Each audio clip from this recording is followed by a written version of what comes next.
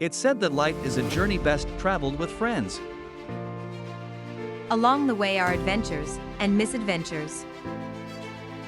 But if you're Miz Mel's friend, you'll find some Miz adventures. Join Miz Mel for misadventures with friends and explore the paths of friendship. Welcome to you. I'm your hostess, Miz Mel, and today on Misadventures with Friends, we are going to have a little special treat. You've often heard me speak on these podcasts about different people and their unique perspective. Everybody's got a unique perspective on anything, any topic, particularly on friendship.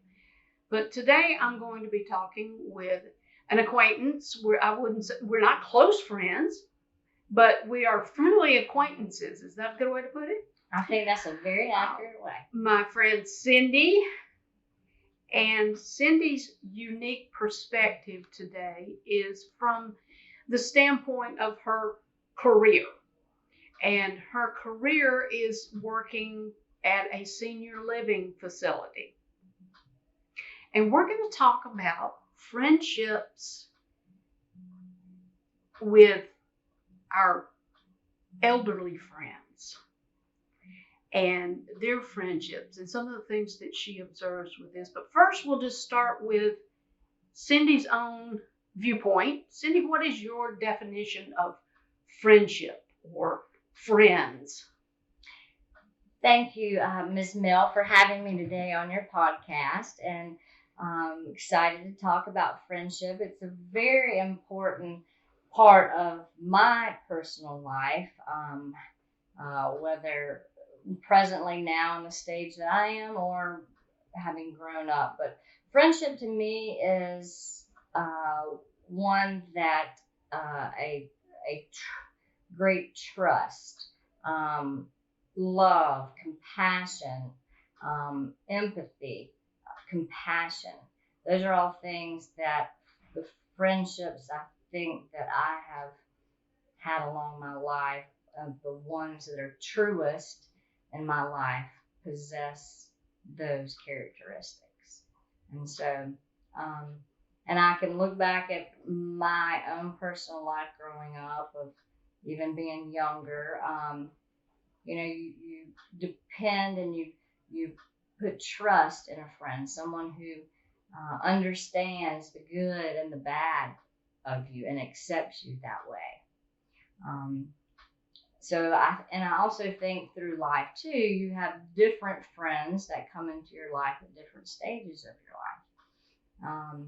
Your childhood friendships do last through a good part of your life, and you treasure those because those are the ones you have a lot of real good memories, just growing up and experiencing life together, doing fun things, being adventurous together. And then as you grow older and you get into your teenage years or your college or young adult years, you may encounter new friends, and just different phases of life bring different types of relationships. But whatever your friendship value is, you look for people who possess those things. And I think that is where the true friends come into play. Everybody has a definition of what they need in a friend, but those are the qualities. And of course, they've got to be, you've got to have similar interests. Whether it's doing an activity together, cooking, gardening, running, exercise, something that brings you together. That there's got to be something there that brings you together to cultivate that relationship. So that's how I perceive friendship. So yeah, I feel that I have probably like a handful of really true great friends that I know I can call tomorrow and say, hey, I'm in a predicament. I need you here right away. And they would be there for me. Of course, I have friends relationships that are friendly and I know them and we enjoy doing things together. But I think for me, the trust level and really knowing I entrust in them things about me and vice versa and feel that they're really sincere about their uh, thoughts and expressions and things like that, and just able to communicate that without hesitation. Well, you mentioned something that we often most guests discuss when we're talking about friendship is the different stages of life. And certainly with your position here in a senior living facility, you're seeing a very different stage of life than most people see.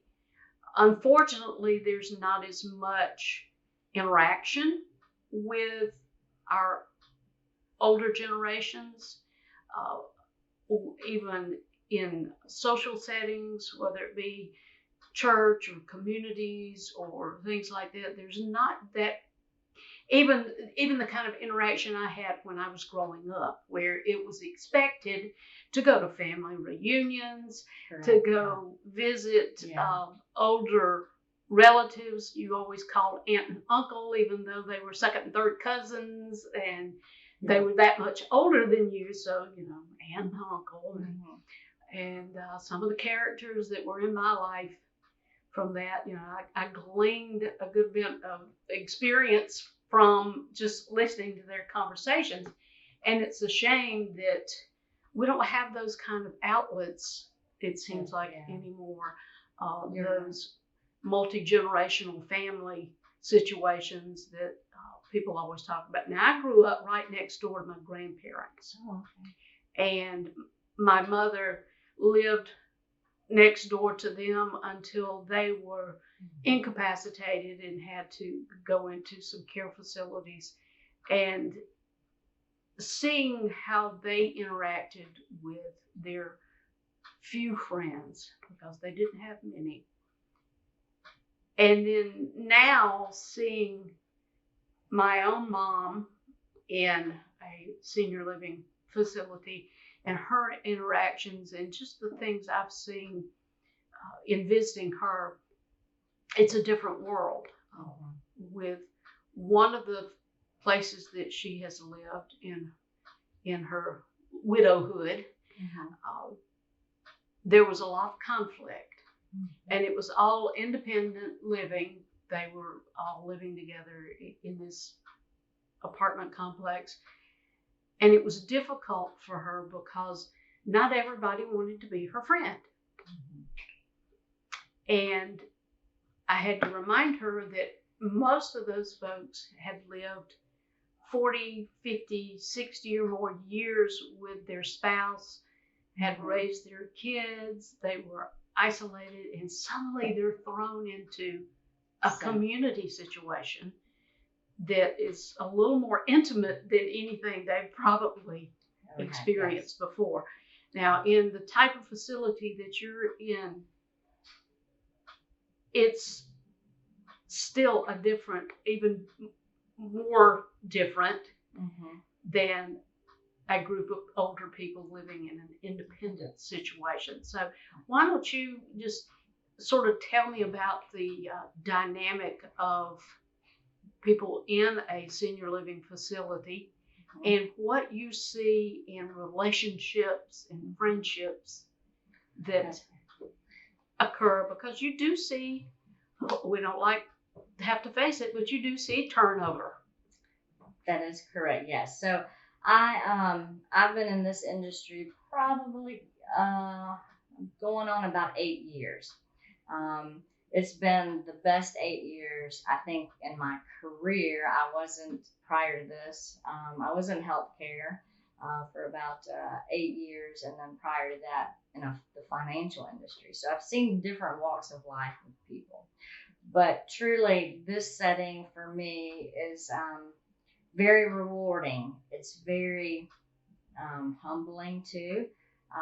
But most importantly, it makes me, I look forward to coming to my, job here. And it's really not a job to me. I don't see it like that. It's my family here. So it's also, it's a place where I get to come and be around the people that I love. And they have become my family and friends. I mean, but to answer your question, you made a good point too, that as we age, 40 years, typically 50 years is raising children, at home once children are grown with the husband until someone passes, and then family has to make a decision of what to do with their loved one. And so it can be isolating unless you are involved with, organizations, church groups, various things. So you made a good point of saying, yeah, when you do have to transition to a setting or an environment like ours, it can be a culture shock because now you are put in with 50, 60 people, and it really just depends on your personality too. Women generally, when they come into our campus, they are like, oh my, I wish I had done this years before because I've been so lonely at home. And now I've got all these new lady friends to have meals with and talk throughout the day or do activities with. So, and then some others on the other spectrum may not have been as social in their life raising family and didn't have those type relationships even in their homes or church. And so when they come here, they may be a little bit more withdrawn, but I do see those that are more withdrawn initially. They do eventually kind of see what is offered and think, oh, maybe I could join that and maybe enjoy something they're doing and maybe start just participating more and then cultivate some friendships. So it's kind of goes from both perspectives. Men generally, when they come to our campus, men generally come in and love all the meals. They want to know when the next meal is. And that's typically their time of socializing with other men during meals. Typically, activities or outings, they typically don't do a whole lot of unless it's a concerts or, going out to lunch somewhere or traveling somewhere, they'll do those. But the day-to-day activities, typically men are less apt to join. But I think that's kind of similar in nature when you're not if you were back home. Men typically have a smaller friend group than I think women are. We're just naturally more social. We like to talk. We like to be involved with others. So gender sense, I think women, God just gave us more of a spirit of, connecting with people on a different level. So it's very interesting. It's very, I actually love seeing when I have a new resident come in and how they're embraced. And it may take a week or two to find their person that they really connects with. But once that happens, then, they're always, if there's an activity, no matter where it is in the campus, they always want to sit near each other and they'll talk and be involved and with each other and want to go make sure they sign up for the same thing. So, yeah, I see a lot of different perspectives from a lot of different backgrounds, here at our campus. So, being that this is a senior living facility, this is often an end of life, as we know it, circumstance. Mm-hmm. I have gotten the question, am I going to be here the rest of my life? And where there's care, and safety. You know, Yes. that's what we want for our loved one. And I know that sometimes there is the sadness, the tragedy of losing someone. What sort of support is there from the staff and the other residents when there is a death or someone has to leave and maybe go into a more extensive care facility, and it's a sudden, often it's a sudden thing. True, yeah. So, like I was saying at the beginning, how this doesn't feel like a job. It's a family, and coming here, we as staff and residents, you have to have a heart for seniors to be in this type of industry or profession, because it's not always easy. And you have a lot of different personalities in the same building from various walks of life, and you're here to accommodate them. And so the customer or the resident is always right, and we accommodate them however, because that's our job. But as we're doing that, it's not something we don't like. It's what we want. We are led to do it. We want to help. We want to support them, because we're all going to get to the place where they are in life, and you treat others how you would want to be treated. So treating them with respect and dignity and love and support is our objective. And I feel like our staff and we all do that. They're our top priority. So in doing that, we learn to love each other here and put them first and do whatever. We all wear many hats here. Just because I sit here in this office and do what I do doesn't mean that I don't help with maybe something on the cooking end, or like on the care end, or maintenance, whoever. We all wear a lot of different hats. It's like, just think of it as a big house. We're running a big house for seniors. We've got, food we have to worry about, the dining side of it, the housekeeping, any laundry, just like in your own home.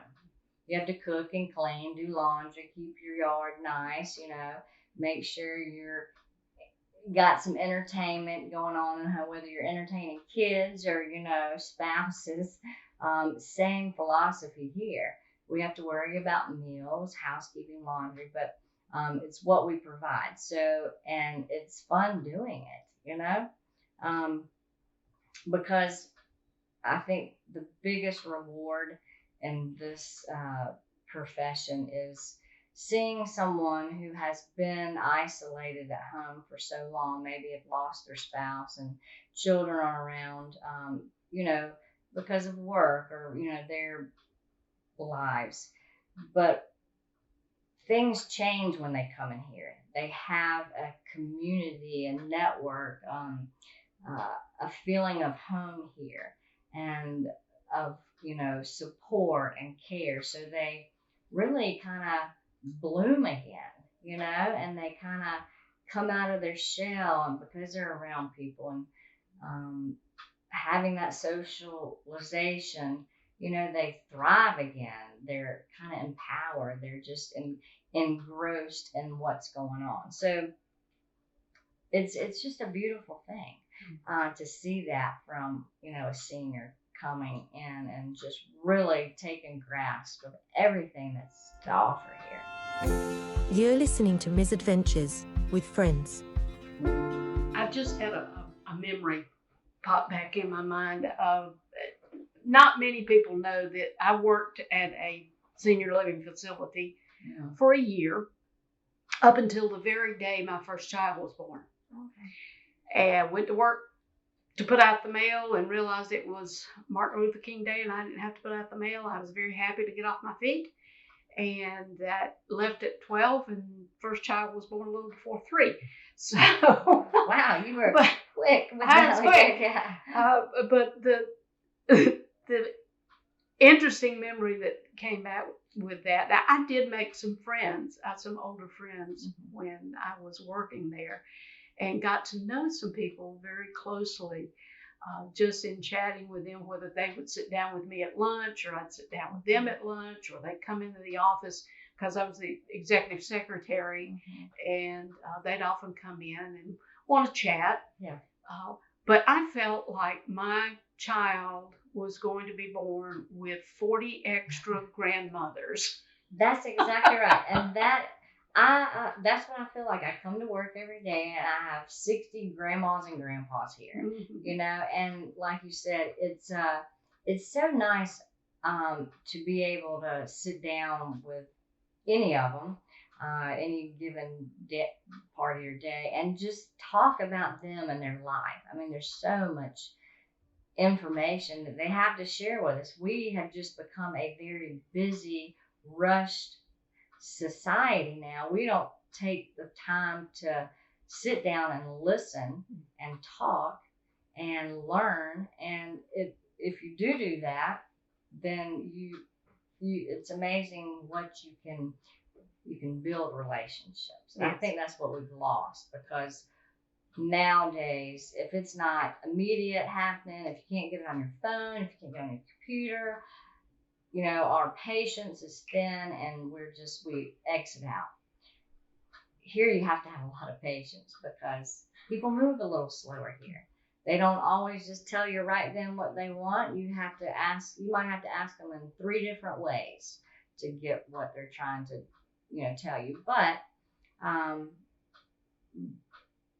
it's so wonderful just to be around those who have lived, you know, during wartime, Right. the Depression, you know, multiple. We've got ladies and men. I've got 2 ladies here who are 100 right now. We've celebrated 200 birthdays this year. One's getting ready to be 100 in actually September, so that'll be 3 ladies. We've got several in their mid-90s, but I'll tell you, these ladies in their 90s, and they are still very sharp. They're part of most of the outings, and it's almost like, you know, they just had better living back then, and through hard life and enduring things, they've just endured, and they're just embracing what life gives them. Yeah, I mean, but they've gone through a lot of hardships, and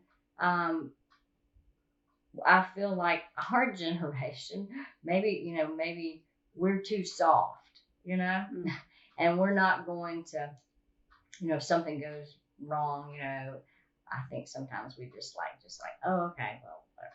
But, you know, the generation that I am, you know, work with every day, they're the baby, no, they're the Depression children. So there was some hard times with their family. So I think they're living their best life now, is what I would like to interject, because I have many of them, and I don't ask them to say things, you know, when I'm introducing them to a new family who's looking here, something of that nature, or just guests who come in.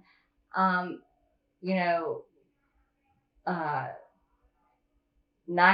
of the time, a resident will just be like, "This is the most wonderful place. Everybody's great here. I'm so glad I came. I wish I had come, 10 years ago to experience this environment," because they feel safe and they feel secure and they feel loved and supported. They know they're getting the care they need. So it's just a great place for seniors. And, you know, senior living or assisted living didn't come around until like the early 90s. So it's somewhat of 30 years ago, it came into play. So prior to that, the generation we have now only knew you lived at home and your family took care of you when you got sick or you went to the skilled setting like a nursing home. But we're kind of an in-between. it feels like home here, and we're active, and as long as you can do certain things, and there's criteria to be able to be here, you can still thrive and still enjoy life. And they've worked hard their whole lives, having jobs, raising kids, spouses, seeing, I'm sure, loved ones pass along the way. So at this point in their life, you want them to have, a good winter season of their life, to where they don't have to worry about the cooking and the cleaning and the household chores and all of that, but just enjoy life with building some new friends, getting to know people, and just embracing what's here for them. I know I see certain ladies particularly together when I come to visit periodically, and I visit with them as I'm walking halls and such. I remember back in my short 1-year career with this kind of situation, we had a little issue for a while with cliques. And cliques ended up being like dealing with middle school girls, because I've worked with girls too, schools, in middle school and high school, and it was like dealing with like going through all that over again. And I haven't seen that here. Yeah. But there's always that, am I going to get into a situation when I'm planning to go somewhere? Yeah. I mean, I think am I going to run into that? Well, Mel, I think that's just life. I think no matter if it's in school, if it's in a workplace, if it's in a church setting, if it's your local organizations, I think you're always going to have people who may just gravitate to each other, maybe because of their personalities or what they enjoy, like with someone, their same interests, or maybe a connection of family. So I think that's just not here. I think that's anywhere we are. I think you're going to see that. And so it just starts early, like you said, in school. That's where we learn that, maybe, and then it just goes through life. I don't think it's a hurtful thing. I just think it's just different personalities. Different personalities mesh better with like personalities, maybe, or same interests, things like that. Oh, I'm going to ask the burning question that all of the listeners are wondering about with a senior living facility. Are there any budding romances at this stage? Oh, yes. Don't give up hope. We actually do have one that I think of right off the top of my head. They are like peas and carrots, peanut butter and jelly. They're so sweet. And they didn't know each other in life until they came here. And both of them are in their mid-90s. It's so, so sweet. And they do lots of things together. Now, with activities where we go here and there, they don't really dine together. Typically, women like to dine at each other's table just because they talk more. Men like to dine at a table just because they talk less and don't want to hear all that. Concentrate on the food. Yeah. So, but yes, that couple is here together. Different parts of life, both just always ask about each other. If one's not doing something, they're like, "Where's so-and-so? I haven't seen her today." And we had a prom this past April, and they danced at the prom together and, enjoyed it. And so it was just so sweet. King and queen of the prom. Yeah, that's right. King and queen of the prom. Yes. So it's sweet. So there is hope.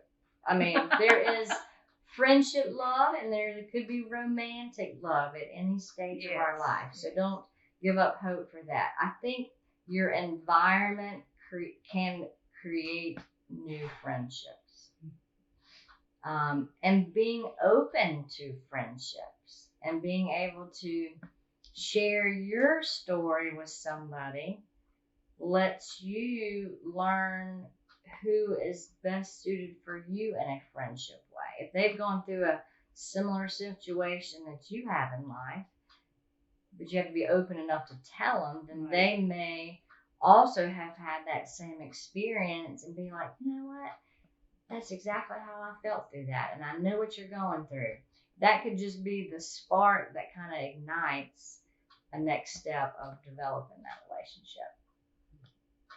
Well, I have seen some unique friendships in facilities like this. I often talk about the age range of my friends group because I have good friends in their 20s. I have good friends in their 80s, and I'm not quite stuck in the middle, a little above the middle. Same here. They may have to think about an assisted living facility At one 25 point, years yes, from now. You've got a ways.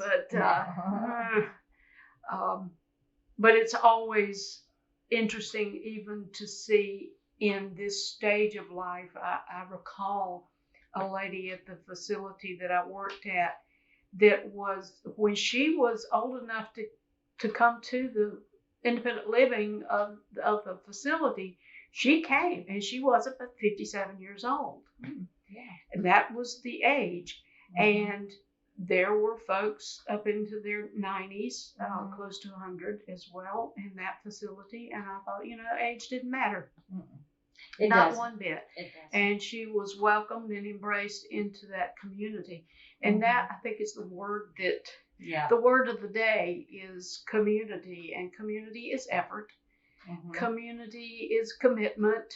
Mhm. Community is respect and dignity, and not just care, Right. not just the basics of care, Right. but it's those beyond just the basic needs, and that is It's, missing in so many lives of people that I have met Mhm. that maybe were too proud Mhm. to go into a facility that could offer them something more than what their television was giving Provides them. them, yeah. And I think people do. The biggest drawback I get from those who are considering is I just don't want to leave my home. Well, but then when I ask them straight out, I was like, "What is it at your home that you just love and can't let go of?" And they're like, "Well, I love my yard and my furniture and things." I was like, "Well, you can bring all those things here. Your furniture comes with you. We have a big yard you can plan in. But what you're gonna gain by coming is support and love and the sense of community, and things are gonna get you engaged and want to be how you may used to be, because you're sitting in that home all alone. You are the only thing of entertainment you may have for the day is watching soap operas or TV. I was like, that's not enough stimulation. You need a human to be in front of and having conversation. That we are made for that purpose, to have community with one another. Yes. And to be in relationship. So anyway, it's a wonderful place. I know when I get that age, I'm going to make sure I tell my children that I have no qualms about putting me into a senior living. I think it'll be a great thing, and I hope more people will consider it for their loved ones. Yeah. Well, thank you, Cindy, for chatting with us today about friendship. I think we can encourage our younger listeners by just the last few sentences you shared with us, that it's not about just being alone, forcibly alone. It's making the effort to get out and be in a community. It's you have the choice to sit there and be miserable by yourself, or get out in the community, find a group of people or groups of people who you can interact with, whom you can interact. Let me get my grammar right there. I'm a grammar Nazi.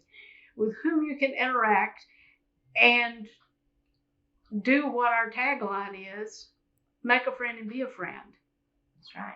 And that just kind of sums it up at any stage of life. Correct. whether you're in elementary school or High school, college, and your young adult life of raising children, and then empty nesters, and then grandparents. Yeah, any stage of life, you have opportunities to always make friendships. yes, yes.